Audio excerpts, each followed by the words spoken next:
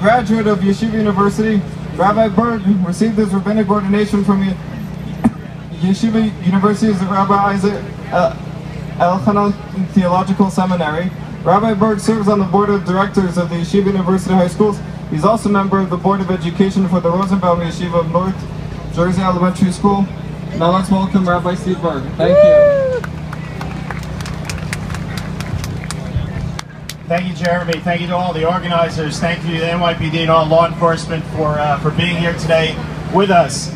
I bring greetings from the Simon Wiesenthal Center. That name means a tremendous amount to all of us. After the Holocaust, Simon Wiesenthal spent 5 years in the camps, literally going through hell. He and his wife both survived the camps, and when he came out the other side, he made sure that justice was done. And over the course of his life, his work led to the capture of over 1,100 Nazis all around the world, because he understood that Jewish blood could never, ever again be cheap. And today, when we're facing all these issues around the world, and when people say that the state of Israel, they say, I'm not an anti-Semite, I'm an anti-Zionist, nothing could be further than the truth. What they are upset about is that we can now defend ourselves. What they are upset about is that we have a country where if something happens to a Jew anywhere in the world, they can step forward and make sure that we are taken care of. Had we had that in the 1940s, Hitler would not have been able to annihilate as many Jews as he did. I come to you today from Europe last week. People ask me what the mood is like in Europe, and I can tell you that the British are nervous and the French are panicked. I can't tell you how many Jews I spoke to in England who asked me if they should leave at this point in time. The chief rabbi of England got up to speak, and he said that people ask him if Europe is like Nazi Germany of the 30s.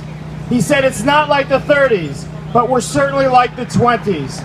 There is something in the air. There is something going on where people are attacking Jews around the world. They are saying it's because of Israel, but frankly, they've been doing it for thousands of years. This is nothing new. This is something that we've seen in our history time and time again. What has changed is we're not going anywhere. We're not leaving. We are going to stand where we are. We're going to stand up for the rights of Jews around the world, whether it be here in New York, Florida, Chicago, LA, or Europe, or in Israel. We are proud of our country, Israel, and we will always stand for it. And you being here today, you being here to say that we will not put up with anti-Semitism, and you being here to say to the television coverage, to the cable news networks, that somehow always get the story wrong. They always leave out the part when Israel goes halfway around the world to give medical aid to people that don't have it. They forget the stories during earthquakes and tsunamis when Israel and the Jews are always there to help people. All they do is find a misstep here and a misstep there. Well, they need to stop. They need to be responsible.